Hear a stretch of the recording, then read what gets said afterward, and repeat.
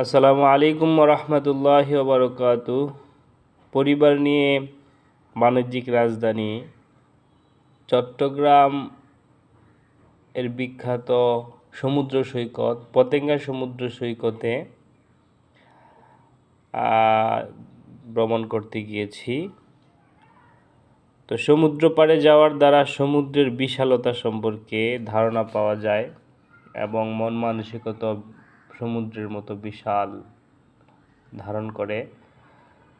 তো বাচ্চাদের নিয়ে এই সমুদ্র ভ্রমণ এবং সমুদ্রের বিশালতা যে এই জলরাশি সেটা উপভোগ করার জন্য আজ পতেঙ্গা সমুদ্র সৈকতে সপরিবারে ভ্রমণ করতে আসছি।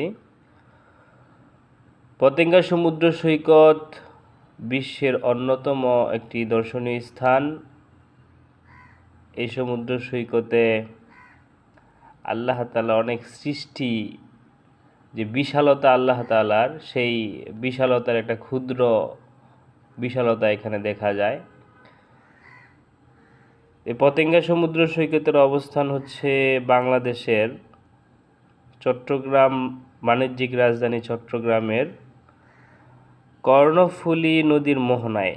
আমরা যেখানে কর্ণফুলী টানেল দেখতে পাই, ঠিক টানেলের এক প্রান্তে এই সমুদ্র সৈকতটার অবস্থান।